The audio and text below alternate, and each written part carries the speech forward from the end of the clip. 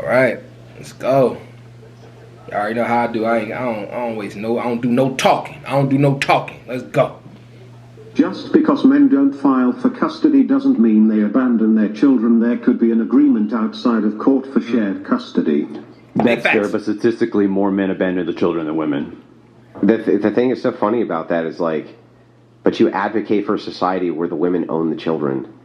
So I advocate for a society where women get to make the decision whether or not they have a child. So they own the child.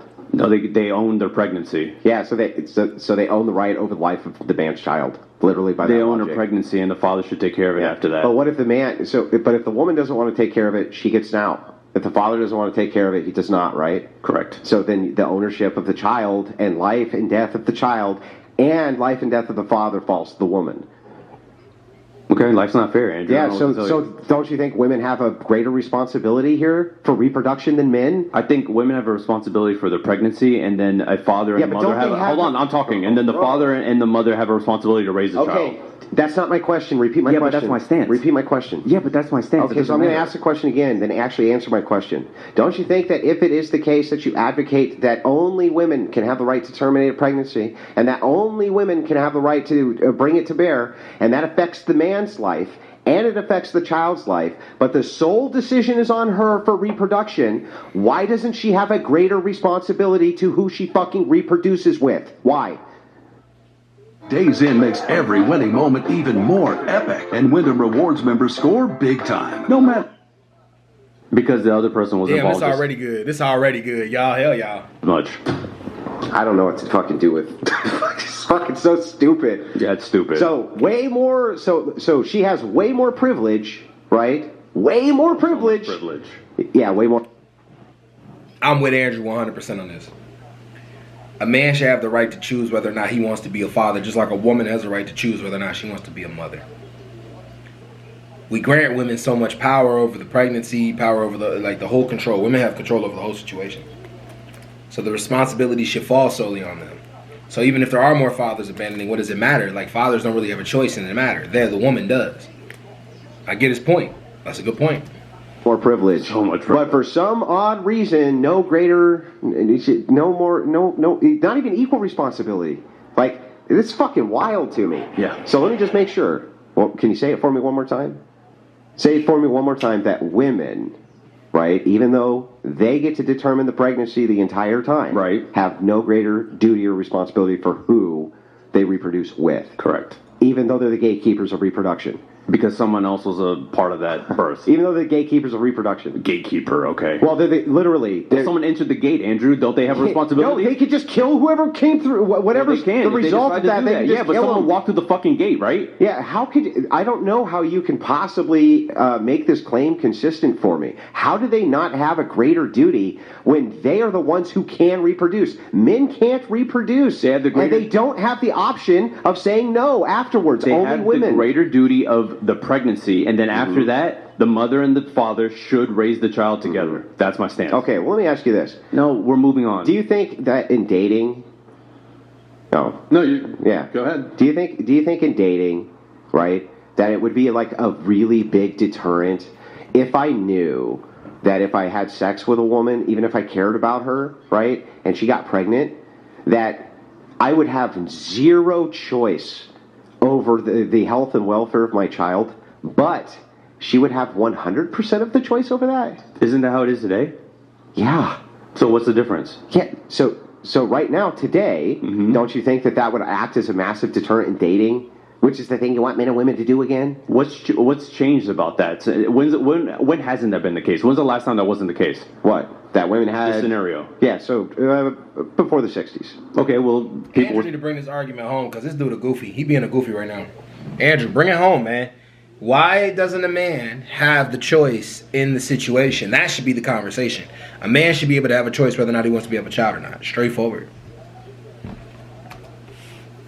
We're still dating, right? Yeah, but don't you think that abortion had an arc where previous generations were not as accustomed to it as they are now, and before there wasn't that many people resisting it, and now many more. It's the age of the internet, right? So you don't think men are dating because they're afraid women are going to abort their child? I didn't say. Do you think any reason's a monolithic one? Not necessarily, no. Yeah, so I could have many reasons, right? Yeah, but you're asking about this one in particular. Yeah, so that's right. This one in particular. Do you think that would cause incentive, more incentive at least, for men to be very wary of the dating market if it is the case that women can have the choice over the reproduction of their child? No, I don't. Why? Oh. Because it hasn't really changed that much since the 60s. So, I really don't understand this. Even if it is a case that boomers, right, who didn't really have to deal with this problem as much as it's done. I mean, it's casual now. It's casual. Like, do you think in the 60s and 70s that women were, female comedians were televising their abortion like Sarah Silverman? No, but you said it's more casual, right? Yeah, their abortions are more casual. And sex is more casual too? Yes. So that doesn't seem like much of a deterrent. What do you mean? Guys are still banging. Sex? Yeah, correct. The sex isn't a deterrent. The sex is, regardless of relationships, sex is what causes the child, Andrew. The sex is what causes the child. So if more casual sex is happening, then it's not much of a deterrent. If you're dating a woman, is that casual sex? No, we're talking about sex. I'm talking about dating.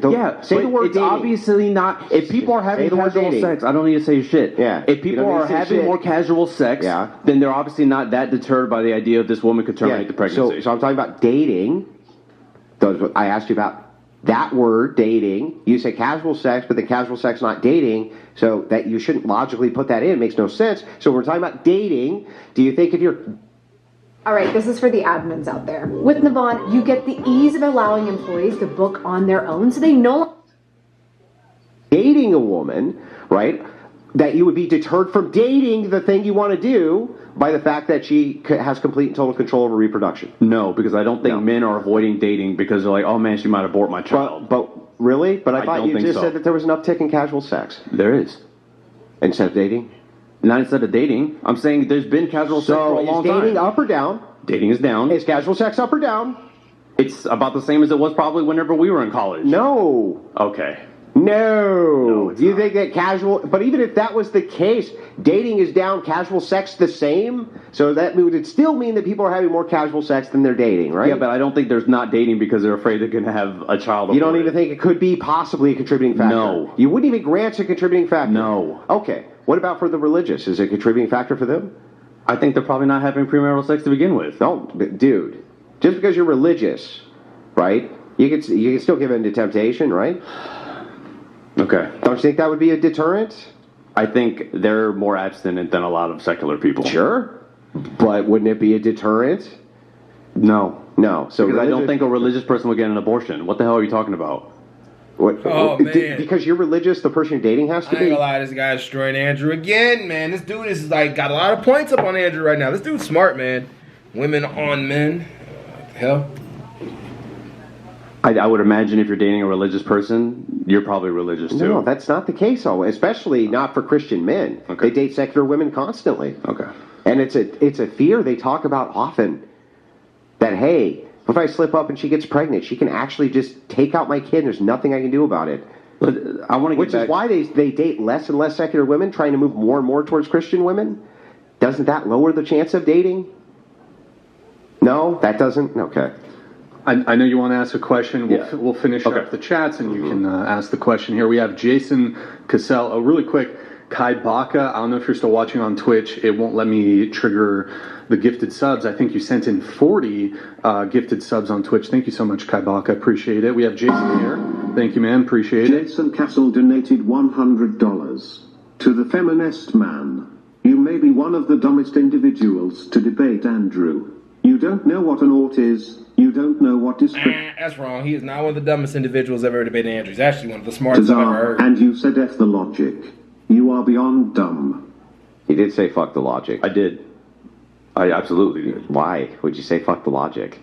Because that's not what I'm here to talk about. Well, I'm here to talk about that red pill people are not dating, and I don't think it's helping them. That's what I'm here to talk about. Okay, it's, well...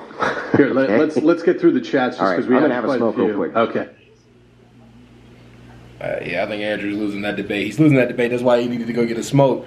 He's losing that debate because, shit, man, that guy is ready. That guy is on it, man. I'm not going to lie. That guy is on it. That guy is on it, man. He really has his arguments prepared and ready. And, like, it's almost like he's bored with talking to Andrew because of the way Andrew is going about the arguments. But I mean, I could be wrong though. Tell me in the comment section what y'all think. Who's winning that debate? I know some of y'all are Andrew fans, but look at the debate for what it is and who's really winning. All right, y'all, I'm out. Peace.